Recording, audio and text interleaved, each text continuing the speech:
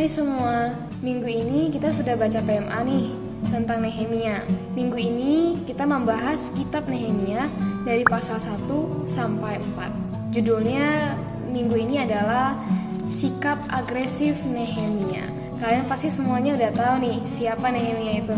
Siapa ya Nehemia? Nah, di pasal 2 Nehemia memperkenalkan diri sebagai orang yang menyediakan anggur untuk raja. Sebelumnya kalian harus ingat nih, kalau sebagian bangsa Israel sudah kembali dari penawanan di Babel. Sebagian masih tinggal di pembuangan. Salah satunya adalah Nehemia, karena dia masih bekerja sebagai juru minuman Raja Artasasta, yaitu Raja Persia, di Puri Susan. Jadi, sewaktu Nehemia masih bekerja di Puri Susan, dia mendengar kabar kalau tembok kota Yerusalem terbongkar dan pintu-pintunya terbakar.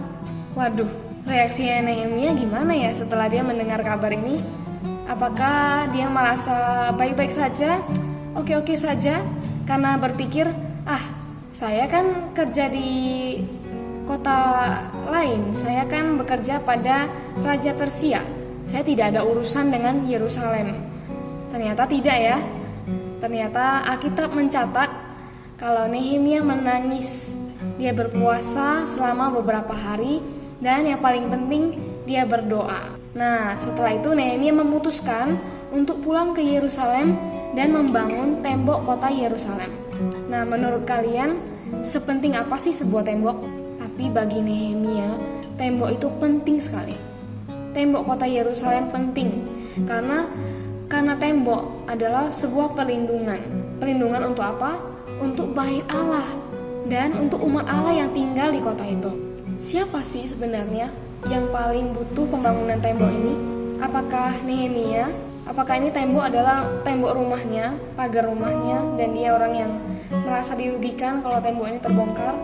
Ternyata pembangunan tembok kota itu adalah kepentingan Allah. Jadi sebenarnya Allah tidak menyuruh Nehemia, tapi dia sendiri yang mengambil inisiatif untuk membangun tembok kota. Nehemia ternyata mempunyai satu sikap yang patut kita teladani, yaitu dia aktif, dia agresif. Tapi agresifnya Nehemia ini bukan untuk dirinya sendiri, melainkan untuk Allah, untuk kepentingan Allah. Nehemia, dia orangnya tidak menunggu-nunggu, dia tidak menunggu Allah yang melakukan sesuatu, tetapi dia dengan aktif mengambil tindakan untuk merampungkan kehendak Allah. Ngomong-ngomong, caranya mengetahui dan memahami, mengerti kehendak Allah itu gimana sih? Nah, Nehemia bisa tahu kehendak Allah tidak lain adalah melalui firman-Nya. Kita bisa lihat kalau di pasal 1 ayat 8-9, Nehemia lagi doa bacakan beberapa ayat dari kitab Ulangan. Jadi sebenarnya Nehemia tahu kehendak Allah itu adalah dari firman-Nya. Nehemia adalah orang yang memperhatikan sewaktu dia membaca Alkitab, dan dia menyimpan firman itu di dalam hatinya. Hari ini pun sama. Kita perlu belajar peduli terhadap kepentingan Allah. Kepentingan Allah hari ini masih sama loh. Apa ya? Yaitu membangun. Membangun apa? Membangun gerejanya, tubuh Kristus.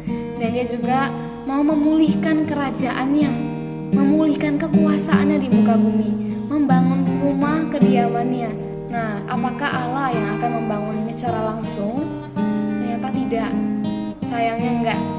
Allah akan memerlukan saudara-saudari semuanya, kita semua. Untuk apa? Untuk membangun. Nah, saudara-saudari, yuk kita sama-sama belajar peduli terhadap kepentingan Allah, peduli terhadap rumah Tuhan, belajar memiliki sikap yang aktif, mengambil inisiatif. Kalau kita lihat di sekeliling kita, pasti selalu ada keperluan Allah di sana. Ada saudara-saudari yang perlu diperhatikan karena lamanya tidak ikut sidang remaja. Ada juga teman-teman Injil yang perlu kita doakan dan kita chat. Kalau kita agresif seperti Nehemia, banyak pekerjaan Tuhan yang bisa diselesaikan. Mungkin ini ada satu ayat untuk kalian. Kalau sekiranya kalian menjadi lemah, bosan, tidak ada semangat terhadap hal-hal yang rohani, terhadap kepentingan Allah, capek, ingat satu ayat ini. Yuk kita baca sama-sama.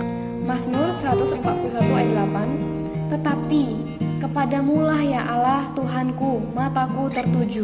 Padamulah aku berlindung, jangan campakkan aku. Amen. Agresiflah seperti Nehemia. Agresiflah terhadap kepentingan Tuhan. Mata kita tertuju kepada Tuhan, bukan kepada diri kita sendiri yang penuh dengan kelemahan, penuh dengan alasan. Bukan juga tertuju kepada seberapa banyak harta yang kita miliki. Bukan juga game, bukan juga handphone. Tetapi mata memandang kepada Tuhan Yesus, sumber kita. Jadi kita agresif, kita aktif, inisiatif kita sumbernya adalah dari Tuhan Yesus. Semakin kita memandang Tuhan Yesus ya, kita akan semakin menyadari Tuhan ternyata ada banyak kepentingan. Dan kita orang-orang muda sangat diperlukan. Amin. Kiranya Tuhan Yesus merahmati kita semua.